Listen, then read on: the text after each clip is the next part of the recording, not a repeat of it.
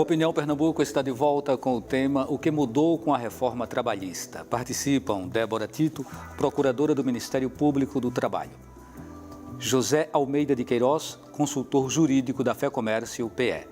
Carlos Veras, presidente da CUT, Central Única dos Trabalhadores. Lembramos que você pode participar do programa enviando sua pergunta ou sua opinião para o WhatsApp 988-307098, código do Estado 81. Bem, a gente estava falando no bloco anterior sobre o trabalho intermitente. E tem aí uma quarentena de 18 meses, não é isso, Débora? Ou seja, o trabalhador, o empregador, ele pode, daqui a 18 meses, caso seja aprovada a medida, mudar o contrato do seu empregado. Exatamente. Eu acho que o contrato intermitente não virou mais moda de precarização, porque a medida provisória estabeleceu que a empresa só pode substituir após um período de 18 meses. Então, isso inibiu um pouco o plano de precarização que a gente sabe que muitas empresas já estavam montando. Então, o que pode acontecer é uma empresa começar a demitir, como aconteceu com faculdades, foi o exemplo que você deu, e com alguns hospitais, demitir e contratar intermitentes, mas isso causou tanto burburinho, tanto estardalhaço, tanta ameaça de ações, que essas duas empresas que a gente recebeu denúncia, refrearam e não contrataram intermitente, e decidiram aguardar. E por conta da medida provisória ter dado essa quarentena, a gente acredita que isso tenha dado uma mitigada nessa sanha de querer precarizar com a jornada intermitente. Mas você tinha dito no bloco anterior que queria falar de jornada. A jornada intermitente é apenas um dos pontos em que a reforma é extremamente precarizante, porque ela ainda prevê jornada 12 por 36 para qualquer tipo de emprego e por acordo individual. A medida provisória é que veio e disse: por acordo individual, se for área de saúde, que enfermeiros e médicos já fazem. Então, como estava antes na medida provisória, todo mundo agora podia ter uma jornada 12 por 36. E a jornada 12 por 36, ela é socialmente muito lesiva, porque o trabalhador termina trabalhando 12, mas ele não descansa 36. Como a exclusividade não é um dos requisitos da relação de emprego, o trabalhador termina ficando com vários vínculos, porque ele monetariza o risco, ele quer ganhar mais dinheiro. Então, o que é que acontece normalmente? Muitas enfermeiras, por exemplo, elas não têm jornada por 12 por 36. Ela tem jornada 12 por 36 com um hospital X. Com outro hospital, ela tem outra 12 por 36. Então, a gente já pegou vários casos de acidente, de profissionais que deveriam estar dirigindo, sendo vigilantes e cuidando da nossa saúde, que por conta da precarização do baixo salário, arrumam vários vínculos e ficam extremamente cansados. A área tem, com isso, também o home office, que você não tem uma previsão de como você vai gerir o trabalho dessa pessoa em casa. Então, a pessoa em casa trabalha menos? Quem disse? Porque se ela não tem nenhum tipo de controle e ela trabalha, por exemplo, por produtividade, ela vai terminar trabalhando mais e sem controle, sem o ganho de hora extra. Então, realmente, a jornada intermitente, a jornada 12 por 36 e várias outras modalidades que foram previstas na reforma só mostram que o intuito é realmente o poder econômico. É incrementar um poder econômico que, ao meu ver, lesivo, nem é favorável à boa empresa, em total detrimento à saúde e segurança do trabalhador, que deveria ser a base, que é a base do direito do trabalho. José Almeida, com base na realidade do comércio e até a sua visão de uma forma mais geral sobre essa questão, como você avalia?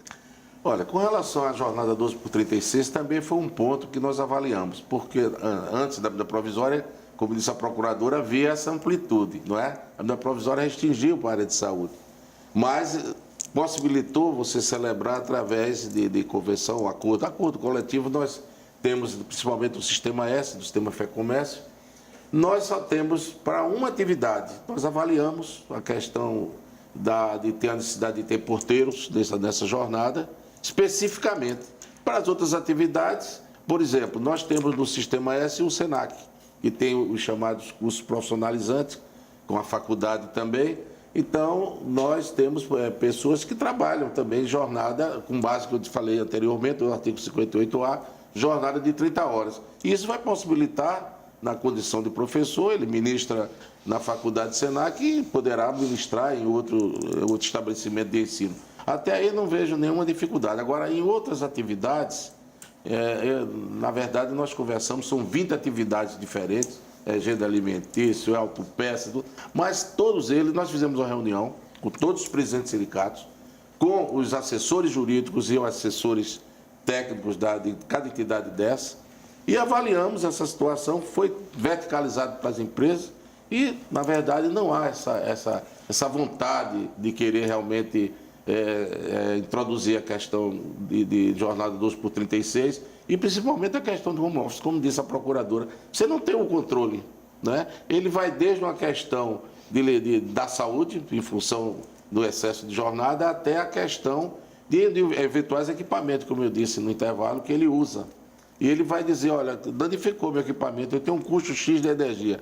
Então, se você não tiver isso bem no contrato de trabalho estabelecido, você poderá ter problemas de questionamento futuro. Mas não parece uma tendência mundial a instituição do teletrabalho, dessa possibilidade de o trabalhador não fazer tanto deslocamento para a empresa a fim de prestar o seu serviço?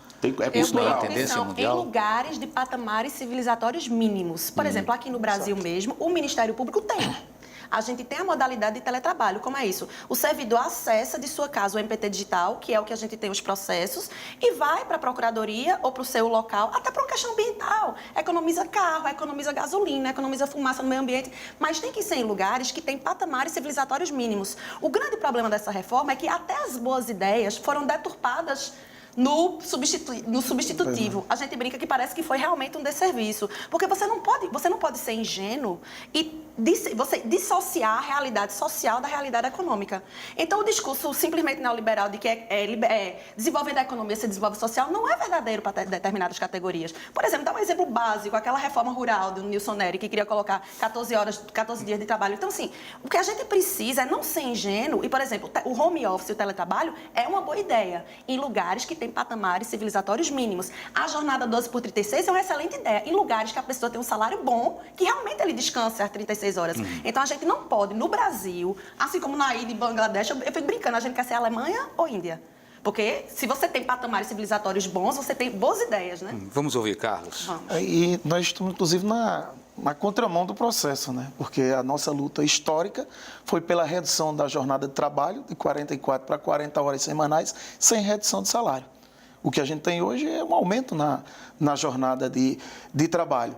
E com alto índice de rotatividade que a gente tem no país, como é que a gente consegue implementar essas novas modalidades de trabalho? Então, essa reforma não tem condições, gente. É absurda. Nós precisamos lutar muito para não deixar ela prejudicar mais, que já começou a prejudicar os trabalhadores. E para resolver, inclusive, o problema da economia, como é que você trata de economia prendendo recursos, não circulando os recursos? O trabalhador, quanto melhor ele ganhar, mais a economia vai bem, mais as empresas vão bem, porque ele vai ter dinheiro para comprar, as empresas vão ter o que vender. Então, reduzir salário, aumentar a jornada de trabalho, diminuir o emprego, aumentar o desemprego, que é o que tem feito, inclusive com essa reforma, tem aumentado o desemprego no país, não é o caminho. Essa negociação da carga horária de 12 por 36, ela prevê que não poderia ser feita de forma individualizada, teria que entrar num acordo coletivo. Nesse momento, o sindicato ele entra também na discussão, mas os sindicatos, de certa forma, eles estão perdendo muito o espaço na mesa de negociação, quando faz prevalecer, por exemplo, o negociado sobre o legislado. Como fica a situação de um empregado que procura uma empresa, ele ainda não está sindicalizado e ele precisa negociar o seu contrato. A orientação... Qual é a orientação? A orientação é ele não negociar individualmente com a empresa. Não há, nesse país, no Brasil, um ambiente de trabalho que permita o trabalhador negociar com seu patrão. Ele não tem a mínima condição de negociar individualmente. Ele tem que valorizar a negociação coletiva. Ele tem que ter cuidado, inclusive, para não assinar a quitação de débito. A empresa pode estar devendo a ele, e se ele assinar a quitação de débito, é prova plena. Ele vai correr o risco de depois se arrepender, recorrer à justiça, perder e ter que pagar as causas, os custos da causa. Então, o trabalhador ele não pode, ele não deve assinar nenhum documento antes de conversar com o seu sindicato de base, com a sua entidade, não jamais fazer a negociação individual, porque ele não terá condições de negociar individualmente. Certo. Como fica a situação de uma pessoa que vai buscar esse emprego, ela está batalhando por esse emprego, ela ainda não é sindicalizada, não tem uma relação direta com o sindicato, O ideal é que ela, antes de chegar lá, ela procure esse sindicato, ela se sindicalize, o sindicato ofereceria um serviço no primeiro momento para que essa contratação ela possa se dar de uma forma mais segura? Não, porque ele, para ser sindicalizado, ele tem que estar em uma atividade. Ele não pode, desempregado, estar se sindicalizando. Então, nesse caso, o sindicato pode dar essa consultoria, esse apoio? Pode. Aí, de onde foi que onde ele estava trabalhando, qual era o setor dele? Ele era metalúrgico, ele está procurando uma metalúrgica, ele tem que procurar orientação do sindicato dos metalúrgicos. Agora, se ele era metalúrgico e está indo para uma empresa do ramo químico ou do têxtil, ele fica fragilizado nesse processo. Então, se ele está pretendendo entrar em uma empresa, dependendo da categoria do ramo de atividade dela, é importante ele procurar aquele sindicato de base para pedir a orientação. E com muito cuidado, né? Porque se a empresa souber que ele está chegando com orientação do sindicato, ele não vai chegar nem a assinar a carteira, ele não vai ser empregado de maneira alguma, né? Porque nós temos, inclusive, dificuldades de sindicalizar em determinadas empresas. Por exemplo, a Fiat. A Fiat, quando sabe que o trabalhador está sindicalizado, de pronto, por coincidência, ele acaba recebendo uma demissão e a gente tem que reverter. Então, a situação do trabalhador não é fácil, ele tem que procurar bastante orientação, com muito cuidado, inclusive, porque senão ele nem entra no mercado de trabalho. Débora, como você tem acompanhado essa ideia de que há uma prevalência do negociado sobre o legislado, isso, de certa forma, tira a força da Justiça do Trabalho e também tira a força do próprio sindicato? Essa é uma das coisas mais fortes do pacote de maldades que eu chamo a reforma trabalhista, né? Cada um tem um apelido, a gente no Ministério Público brinca que é o pacote de maldades. O negociado sobre o legislado nada mais é do que contratar, o empresário querer contratar diretamente as condições de trabalho com o seu empregado. Só que a reforma ela foi tão contraditória que, ao mesmo tempo em que ela diz que o sindicato tem que agir, pode ser por contrato individual, ela tira o custeio dos sindicatos. Ok, eu não vou aqui discutir se esse custeio é interessante, que o Brasil tem 17 mil sindicatos, mas se você tira o custeio, como é que ao mesmo tempo você quer empoderar? Então, a reforma, na minúcia, o que é que ela fez? Na verdade, ela está querendo desbancar o sindicato e aquela chargezinha do gato negociando com o passarinho, eu acho que é a ideal. O que aconteceu, assim, a reforma, ela está trazendo tanta insegurança que eu estou vendo sindicatos que não tinham a menor atuação, isso a gente sabe que existe, acordando. Porque a partir do momento que você tira o custeio, eles vão acordar, mas eles estão acordando também para as contradições da própria legislação trabalhista, que diz: você, como empregado, tem que contratar o seu sindicato, mas agora eu tiro todo o seu custeio. Com isso, o que é que a gente tem observado? Tem se acordado, vários sindicatos têm acordado, as pessoas têm procurado e os sindicatos estão conseguindo barrar vários itens da reforma. Exato. Sem necessariamente seguir a reforma. Então, nesse ponto, o que eu estou sentindo ultimamente é que foi um tiro no pé. Tanto que o Ministério do Trabalho e Emprego emitiu ontem uma nota técnica, acho que a gente estava até discutindo isso aqui, dizendo que em assembleia, os colegiados dos trabalhadores e dos patrões, eles podem reestabelecer a contribuição sindical. Ou seja, os próprios sindicatos conseguiram convencer o Ministério do Trabalho e Emprego, que é um braço do governo federal, a desobedecer à reforma. Então, veja em que ponto nós chegamos, uma desobediência dentro do próprio Poder Executivo. Então, na verdade, essa insegurança jurídica tem criado várias teses, mas que também intensificam a insegurança jurídica. Resumindo, é o que eu falei no primeiro bloco, cautela. Até para você retirar o custeio desses sindicatos, cautela.